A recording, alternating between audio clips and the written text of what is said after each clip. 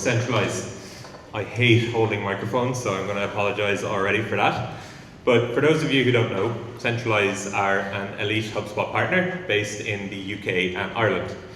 Now, don't let my Irish accent fool you. I'm actually based here in London. And with that, I'm actually curious to learn a little bit more about the room.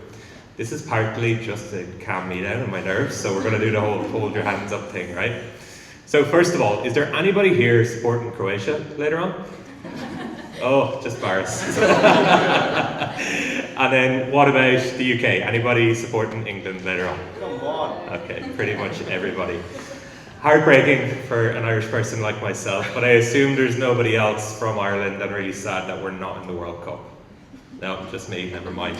My fiance is here, she's from Ireland, she didn't even put her hand up. Unbelievable, unbelievable.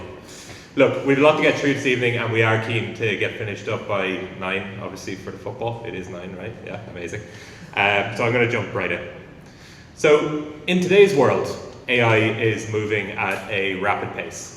The opportunity that it's creating is undeniable. The new technologies it's after enabling, the new features that are really fun and exciting to talk about, things that used to take weeks now take minutes.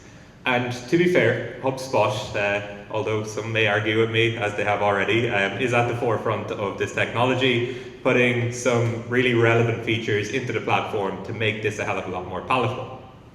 However, that is what Sid is going to cover in just a few moments. It is incredibly exciting and it is incredibly powerful. But I'm not here to talk to you about AI. What I'm here to talk to you about is arguably something more important. It's the foundations that makes all of this possible. And in today's world, this is where we need to focus to get the next 2, 3, 4 years correct.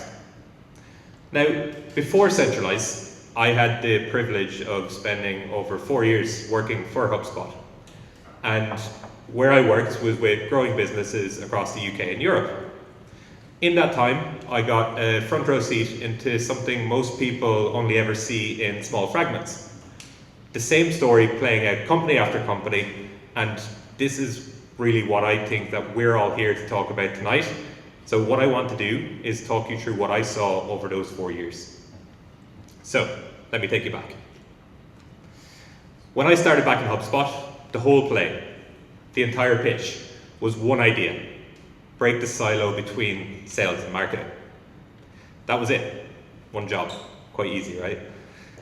But looking back on it, that was the start of something different and something that has followed on today. So we wanted to get everybody looking at the same customer, marketing stopping throwing leads over the wall, sales stopped working in their own little black box, one view. And it was genuinely revolutionary at the time. Then service came into the mix. Now, it wasn't just how you win a customer anymore, it was about how we retain customers, how do we delight customers, and naturally, how we upsell customers. But the whole life cycle came onto one platform. So the story got a little bit bigger, but a hell of a lot more powerful. And then something shifted. Putting everything into one place stopped being a convenience and started being more of a competitive advantage. The companies that did it saw things that their competitors could not see. They moved faster, they made better calls, and centralizing your data stopped becoming a good hygiene practice and actually became the actual edge. That was the arc, the flywheel, as Brian Halligan coined it. Marketing, sales, and service on one platform as your advantage. Each wave, though, was the same underlying idea. Bring it together, and then each wave, the stakes came up. Which brings us to now, the agentic wave. And here's what's different this time. Every wave up until now was about humans getting a better view, better dashboards, better reports, better insight, so a person could make a better decision. The problem is, this wave isn't about that anymore. It's about machines, it's about AI acting on your behalf. And that changes everything, because an agent is only ever as good as the data underneath it. When a human works off bad data, they hesitate. They send some things off. They check, they ask around, they'll hesitate. And that hesitation is a safety net. whereas an agent has no hesitation. An agent acting on bad data will simply act wrong, fast, and at scale. It doesn't pause. It doesn't smell that the numbers look off. It just executes confidently on a foundation that isn't solid. For the last 30 years, the cost of fragmented data was a tax. Annoying, slow, expensive, but now it's a liability. And you're about to automate on that and add AI onto it, which is essentially pouring petrol onto a fire. We don't want that, right? It feels very doom and gloomy. When I was practicing this in a phone booth earlier, it was way more upbeat. But there is one number that genuinely I think will stop everybody in this room, because I was quite surprised by it. IBM surveyed 1,700 chief data officers last year. Only 26% of them were confident in their data in the fact that it could support AI-enabled revenue. 26%. But bearing in mind, these are chief data officers. Their whole job is data, and only 1/4 of them were quite confident in it. So that means 3/4 of those people that spent all day playing with data were saying, oof, we have a little bit of work to do. So what hope do the rest of us have, really? However, hold that thought. It doesn't have to be as gloomy. We can make this a hell of a lot easier. But the thing that I really want you to leave with tonight isn't that we're all doomed, AI is going to take over our jobs and your data is terrible. It is that most companies think they have a CRM problem, whereas the actual fact is they most likely don't. They have a process problem, and that shows up as a data problem, which happens to be in your CRM. The technology was never the blocker. HubSpot works really well. I'm not just saying that because HubSpot are here. But the tools work, the data model works, and how it's structured makes sense, and arguably makes a hell of a lot more sense in the time that we're embarking into. Where it breaks is when the logic sits outside the system, when the process decisions aren't available, when the judgment calls, the context lives in people's heads and never makes it into the system.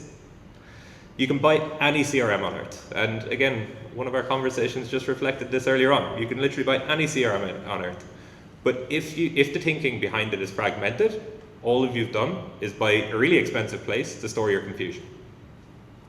And that's not good.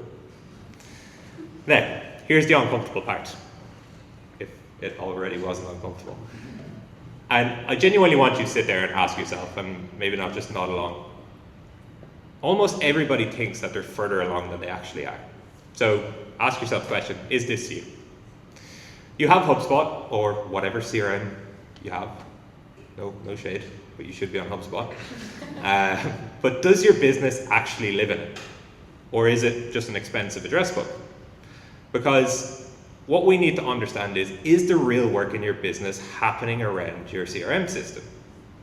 If your processes are living inside your head, if there's rogue spreadsheets going along in your sales team because they don't trust the system, you have a problem. There is a massive difference between the statement, we have a CRM, or our systems and processes are centralized. They are not the same thing. How do you actually qualify a deal? What does a pipeline stage actually mean? Is it written down in a system, or is it living in somebody's head? When you turn up to a sales meeting or a marketing meeting, is there 3 different versions of the truth? And it's okay, I'm not going to make you put your hands up. We get it happens. But if that is happening, your data can't tell the truth. If your data can't tell the truth, what hope does AI?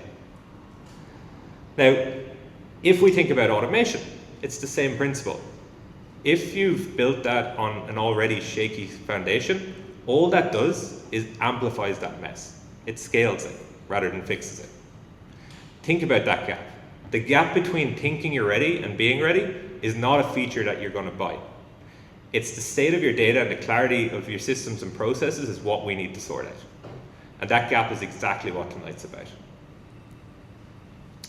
Now, it will get more upbeat, I promise. Let's put some hard numbers on it, because genuinely this isn't a feeling. And if you're sitting there feeling guilty, I can guarantee you look to your left or right, there is a peer that's feeling the same thing. But Zoom Info found that the average rep loses 546 hours a year to bad data. That's 27% of their selling time, which is more than a full day every week, which is absolutely crazy. Experian reckons that 22% of records in any given system is simply wrong. I'd probably agree with that, to be fair, right? Probably a handsome 22%. But that's still wrong. And that 22% can be that force multiplier when we put automation or agentic stuff on top that causes the damage. So we need to get ahead of that now. And that's before we even talk about opportunity cost, the part that doesn't show up on a balance sheet. Think about the pipeline that never moved, or a lead that never got qualified. Think about campaigns that target ghosts, or people that are simply just not around anymore. The decisions that are made from wrong dashboards.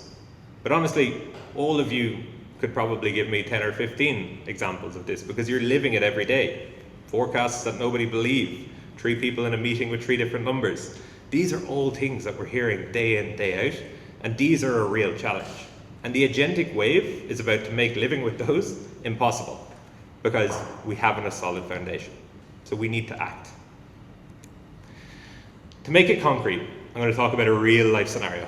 Now, obviously not naming names, again, HubSpot are here, but we had what's called an SOS project, which is essentially a customer that is in a real problem, that they need help, or there's going to be big challenges. They were a B2B, Europe-wide distributor, 70 million euros in revenue, which is pretty sizable. They came to us completely stressed out. Their CRM had grown a mind of its own, which was new. Essentially, they had automations triggering at random, tickets opening and closing without anybody even actioning them, reporting that made no sense and certainly held no weight in the boardroom, and the team had literally reverted back to a spreadsheet because they couldn't trust what was happening in the CRM. Now, the challenge was, a simple spreadsheet wasn't sustainable because these guys done over 1,000 tickets per month. So we had to fix the problem. So when we went and we ran a workshop and diagnosed it, the root cause became very clear. It was shaky foundations, to say the least, because they had hired an offshore consultant, no shade there, but the practice is where the challenge came in. They essentially built automation after automation on top of automation because the customer had asked them to or requested it. Now, there's an old saying that I'm pretty sure everybody knows, which is the customer is always right. I'm going to challenge that tonight. The customer is not always right, unfortunately. We should always push back and ask why we're doing these things. There should always be a plan. Because just because we can does not mean we should. And this is a real life example of that. So really, where that led them to was there was no solid process map, there was no data modeling, no integration with any other systems, and obviously no documentation. And this was the mind of its own that they were describing. It was literally just automations firing off because that's the way they were set up. This was a clear tear it down and start again scenario. Painful at the time, but the right move. And the fix is exactly what we do with every company. We took a step back, we challenged the customer to forget about technology, which seems odd for a technology company, and basically said, okay, let's figure out your processes. Let's map this from start to end across multiple scenarios and understand what needs to actually happen within a CRM, within automations, before we even begin. And we did that over multiple workshops. I'm not saying this was the easiest one, but we certainly got through it. We started with the stakeholders that use it every day, right up to the people at board level, and really understood the problem before we even started to look at the CRM. The results, really simple. They're back using HubSpot, thank God, because the CRM isn't the problem, the process is. Reporting they can actually trust and take to the board, which is a win. Automations triggering when they're supposed to, a given you would argue, but still a win. But more importantly, we actually found an opportunity to start deploying agentic solutions in here and actually saved 57% of those tickets across their team, so their team could actually focus on the ones that mattered, the ones that were real problems rather than quick Q&As. And that has been a massive game changer for that company. But this is the same company, the same CRM, thank God, just solid foundations. And that is the call to action today. Because when we think about trust, once it starts to go, it doesn't hold steady. It spirals. It accelerates. First, the data becomes unreliable. So reps start to build shadow spreadsheets. Reps are getting a bad reputation here tonight, and I do apologize. But this happens, and we see it every day. Marketers start verifying their lists by hand before every send, maybe starting to use external tools. Then, systems start to get worked around. So CRM starts reflecting reality. We have minimum 2 versions of the truth, and neither of them are right. And then after that, adoption starts to drop even further. Less data goes in, which means the stuff in there already goes staler, and the gap widens. And then that gets us to the final piece, where leadership have an expensive tool that just doesn't work. They lose visibility entirely. Forecasting becomes guesswork. Board decisions get made off instinct, not signals. And that is the problem. Each step makes every step worse. It's a compounding effect, and we need to get ahead of it. Now the good news, the spiral is interruptible, and we can stop it. So if you're saying that you're on step 2 or 3, don't worry, we can go back and get those foundations right today. Maybe tomorrow, we'll watch the match first. But there is a problem that we can fix, but it is about accepting that the foundations are where the future is, and that's where you need to be focusing. Now, I feel like I've been very downbeat, and I don't want to end the night on that note. So let's think about what we can do when we actually focus on those foundations. I don't want you leaving thinking about what's broken. Think about what you can build. Picture your business. Picture it with the foundations right. The systems aren't a pile of disconnected tools anymore. There's one engine. Somebody updates a deal, everything downstream knows. Nothing gets rekeyed. Nothing goes to the dark when it passes from one team to the next. And this is one thing that people get wrong about centralizing. It does not mean putting everything into one platform. That's not it. You always are going to have specialist systems. The best contract tool, like Oneflow. The best billing system. The best data platform. The best whatever tool that you need to make your business run effectively. They're not the problem. And Centralise isn't about collapsing tools into one platform that shouldn't be there. It's about that platform working with them. It's about integrating the right data and the right context so everything works in harmony. Showing the right person the right information at the right time, so wherever the work happens, it all feeds into one source of truth, instead of every tool hoarding its own little private version of reality. The magic was never fewer tools, it's about those tools working together. A specialist tool, think about it like this. A specialist tool that syncs the data back to your CRM is an asset, whereas a specialist tool that works as another island is just another place for your truth to go and hide. That's the problem. The process shouldn't be trapped in people's heads. We need that out in the open and built into your system. So when somebody asks where this deal is really at, there's one answer, and everybody trusts it. No shadow spreadsheets. No 3 numbers in any given meeting. And then the data. Naturally, the data becomes clean enough, central enough, that you can finally point AI at it, and it works. Not a demo that falls over the second we touch your real data. Actual agents doing actual work on a foundation that's solid enough to trust them with it. A force multiplier in the right direction. An asset, not a liability. And that's what Ready looks like. One engine, one truth. Decisions made in minutes, not in meetings. And imagine what you can build on that. When you're not firefighting data every week, that's when you get to be the company that moves first, instead of the one playing catch up. Because that's the pattern I've watched in every single wave. The companies that got their foundations right didn't just run smoother, they got to play a different game. And the agentic game, honestly, is the biggest opportunity we've ever seen. So this isn't a nice to have that you get around to eventually. This is the thing that everything exciting gets built on. The opportunity is the foundation. And that's really my job tonight. It's not to jump up on stage and fix it, but it's to show you that it's worth fixing.